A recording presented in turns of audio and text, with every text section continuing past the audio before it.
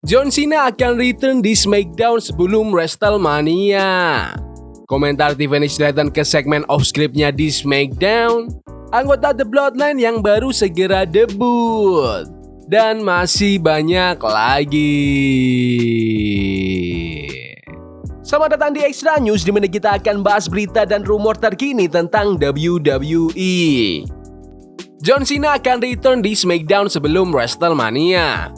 Walaupun heel turn-nya John Cena jadi salah satu momen paling gede menuju WrestleMania, faktanya dia malah jarang banget muncul di TV. Sejak Elimination Chamber, WWE udah ngadain 12 episode TV, tapi Cena cuma nongol di 3 episode Raw. Dan terakhir kali dia muncul itu tanggal 1 April.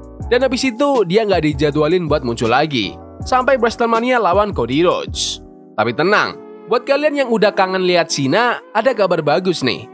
Di website resminya, WWE ngumumin kalau John Cena bakal muncul di episode SmackDown tanggal 19 April, alias episode terakhir sebelum WrestleMania 41. Untuk sekarang, dia belum dijadwalin muncul lagi di Raw minggu depan atau SmackDown minggu ini. Dan kayak waktu dia muncul di Raw, kemungkinan besar Cody Rhodes bakal ikutan tampil juga di SmackDown nanti. Soalnya, terakhir mereka ketemu, Cena diajar Crossroads habis-habisan setelah saling lempar sindiran yang makin pedas. Jadi jangan kaget kalau Cena datang buat balas dendam. Tapi satu nama yang masih belum kelihatan dan bikin banyak fans penasaran adalah The Rock. Dia yang awalnya ngerayu Cena buat jadi heel di Elimination Chamber, tapi sampai sekarang kita masih belum tahu alasan pastinya Cena berkhianat ke Cody. Dan sayangnya, The Rock juga belum dijadwalin buat muncul di Raw atau SmackDown minggu ini. Walaupun kemungkinan besar dia bakal muncul di WrestleMania, WWE belum 100% konfirmasi, jadi ya kita tunggu aja kejutan di WrestleMania nanti. Menurut kalian, apakah The Rock perlu muncul sebelum WrestleMania? Komen di bawah. Komentar Tiffany Stratton ke segmen off-scriptnya di SmackDown.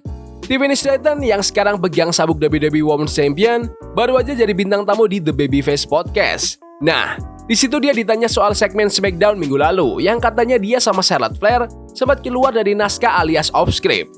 Tiffany jawabnya hati-hati banget nih, tapi tetap ngasih jawaban yang bikin penasaran. Tiffany bilang, "Menurutku, karena aku masih baru banget di dunia ini dan juga baru jadi juara, kayaknya Charlotte tuh nggak nyangka aku bakal berani ngelawan dia. Dia juga kayak nggak nyangka aku bakal, ya bisa dibilang, ngasih balasan. Tapi ya gitu deh, intinya ini acara live TV, taruhannya gede banget." Terus dia lanjut, "Kita bentar lagi ke WrestleMania, aku punya gelarnya dan aku mau banget tetap punya itu. Jadi aku bakal lakuin semua cara yang aku bisa. Orang-orang tuh pengen lihat pertandingan kita dan aku rasa kita udah berhasil bikin mereka tertarik sama feud ini. Sekarang aku siap kasih pertandingan wanita terbaik yang pernah ada. Aku siap perang."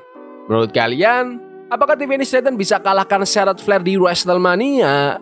Komen di bawah. Anggota The Bloodline yang baru segera debut. Setelah WrestleMania 40, kita semua udah lihat The Bloodline versi baru, alias The New Bloodline. Ada Solo Sikoa, Tama Tonga, Tonga Loa, dan Jaga Fatu. Semuanya udah bikin gebrakan. Tapi ada satu nama yang udah rame dirumorin dari tahun lalu, tapi belum nongol juga sampai sekarang. Yap, Hikuleo. Buat yang belum tahu, Hikuleo itu dulu tanding di New Japan Pro Wrestling dan udah resmi tekan kontrak sama WWE. Sempat ada rumor dia bakal muncul jelang Survivor Series tahun 2024, apalagi pas storyline Bloodline makin panas, tapi kenyataannya dia belum debut juga. Nah, menurut info terbaru, debutnya Hikuleo kemungkinan bakal terjadi setelah WrestleMania, pas roster WWE mulai stabil lagi. Jadi buat fans Bloodline, sabar, dikit lagi. Hikuleo bakal datang dan siap bikin kekacauan juga. Menurut kalian, apakah Hikuleo perlu gabung ke sisi Roman Reigns atau Solo Sikoa? Komen di bawah. WWE cuek sama reaksi netizen. Di acara NXT Show 2025 di Las Vegas, Presiden WWE, Nick Khan, akhirnya buka suara soal kenapa WWE sering kelihatan cuek sama reaksi netizen. Dia bilang gini, "Cuma sebagian kecil orang yang punya megafon gede di media sosial. Kalau kita dengerin terus, malah bisa jadi kesalahan. Kita harus ambil keputusan berdasarkan insting dan hasil nyata, bukan dari komentar online." Nick juga bilang, WWE itu program bukan cuma buat fans Amerika aja, tapi juga buat seluruh dunia. Apalagi sekarang udah kerjasama sama Netflix. Orang suka drama, konflik, dan penyelesaian konflik. Di WWE, kalian bisa lihat dua orang saling tonjok di ring dan orang suka itu.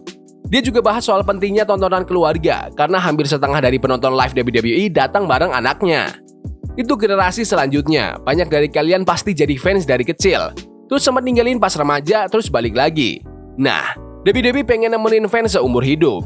Intinya, WWE main jangka panjang. Mereka nggak terlalu peduli sama komentar marah di Twitter atau TikTok karena mereka punya strategi yang lebih gede dari itu. Menurut kalian, apakah WWE harus dengerin suara fans di media sosial atau tidak? Komen di bawah. Gunther resmi perpanjang kontrak dengan WWE. Juara dunia kita, Gunther, baru aja konfirmasi kalau dia udah resmi perpanjang kontrak sama WWE di akhir tahun 2024 kemarin. Waktu ngobrol bareng Ariel Helwani, Gunther bilang, "Aku udah nyaman di sini. Sejak tanda tangan kontrak tahun 2019, aku udah jadi juara kayak 85-90% dari waktu itu. Jadi jelas mereka dari awal udah percaya sama aku dan aku senang banget dikasih kepercayaan itu." Gunther juga cerita kalau dia paling puas kerja di bidang kayak pro wrestling yang bikin dia bisa naik level dan bikin tiap bagian acara, kecil atau gede, jadi spesial. Sejak gabung WWE tahun 2019, Gunther udah mecahin 2 rekor gila. Dia punya reign terlama sebagai juara NXT UK dan juga reign terlama sebagai WWE Intercontinental Champion yang sebelumnya udah berdiri lebih dari 30 tahun. Sekarang dia jadi juara dunia setelah ngalahin Damian Priest di SummerSlam tahun lalu. Dan nih ya, Gunther cuma butuh 67 hari lagi buat ngelewatin rekor Seth Rollins sebagai juara World Heavyweight terlama dengan 316 hari. Kalau dia bisa ngalahin Jey Uso, pemenang Royal Rumble 2025, di WrestleMania 41 nanti dan terus pertahanin gelarnya, dia bakal jadi orang pertama yang pegang rekor terlama buat 3 gelar berbeda di WWE. Menurut kalian, apakah Gunther bisa pertahankan gelarnya lawan Jey Uso di WrestleMania? Komen di bawah. 3 legenda WWE resmi masuk Hall of Fame. WWE barusan ngumumin lewat media sosial kalau 3 legenda gila, Kamala, Dory Funk Senior, dan Ivan Koloff, bakal masuk Hall of Fame tahun ini di bagian Legacy Wing. Dan di website resminya, WWE juga kasih deskripsi buat masing-masing. Kamala, si Ugandan Giant yang ikonik banget dengan set wajah perang dan gaya bertarung yang super unpredictable. Dia pernah lawan Hulk Hogan, Undertaker, dan dikenal sebagai heel yang ditakutin. Tapi lama-lama fans jadi sayang juga karena kelihatan sisi lucunya. Dan itu nunjukin siapa sebenarnya Jim Harris di balik topeng Kamala. Gentle Giant yang tulus. Dory Funk Senior, ini bapaknya keluarga Funk yang legendaris. Dia itu pegulat amatir yang jago, veteran Perang Dunia Kedua, dan juga promotor penting di dunia gulat. Lewat promosi Western State Sports di Amarillo, Texas, dia bantu ngangkat nama-nama gede kayak Bruiser Brody, Harley Race, dan tentu aja anak-anaknya, Dory Jr. dan Terry Funk. Sekarang dia akhirnya nyusul mereka masuk ke Hall of Fame. Dan terakhir, Ivan Koloff, si Russian Bear, yang jadi salah satu villain paling berkesan di WWE. Dia pernah ngalahin Bruno Sammartino dan ngerebut gelar WWE di Madison Square Garden tanggal 18 Januari 1971. Itu adalah momen bersejarah yang ngakhirin 7 tahun masa kejayaan Bruno sebagai juara. Menurut kalian, apakah ketiga legenda itu pantas masuk WWE Hall of Fame? Komen di bawah. Hasil WWE Evolve hari ini. Evolve hari ini dibuka dengan Swipe Right yang lagi sok asik di parkiran ngomongin pertandingan mereka di NXT kemarin. Katanya sih kalah nggak masalah, soalnya mereka ngasih pesan ke semua bintang di Evolve. Pertandingan pertama di Evolve hari ini dimenangkan oleh Riley Osborne via pinfall pakai move andalannya Starstream. Tapi yang menarik bukan cuma hasilnya. Cerita di pertandingan ini itu soal Javier Bernal yang lagi nyari jati diri. Kayak krisis identitas gitu. Abis kalah, dia bahkan cuek pas mau diwawancara. Lanjut ke pertandingan yang awalnya antara Draken Knox versus Bryce Donovan, tapi tiba-tiba Swipe Right, Jackson Drake, dan Seda Steel muncul buat ngumumin kalau mereka resmi gabung bareng Donovan. Untungnya Draken Knox gak sendirian. Dia dapat bantuan dari Jack Cartwright, Cappuccino Jones, dan Ice Williams, dan langsung berubah jadi 8-man tag team match. Pertandingan ini panjang juga, sekitar 15 menit dan seru abis. Chemistry antar tim kerasa banget, tapi Bryce Donovan, Jackson Drake, dan Swipe Right yang keluar sebagai pemenang.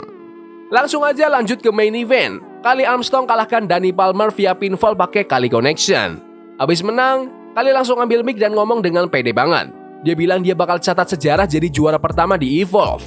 Tiba-tiba, Chantel Monroe, Kendall Gray, dan Brinley Reese datang ke arena, tapi Kali malah makin panas. Dia bilang bakal kalahin semuanya. Menurut kalian gimana Evolve hari ini? Bagus? Gak bagus? Komen di bawah.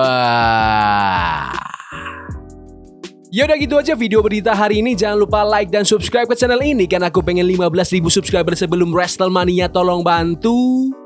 Yes boy. See you. Love is a game we play incognito.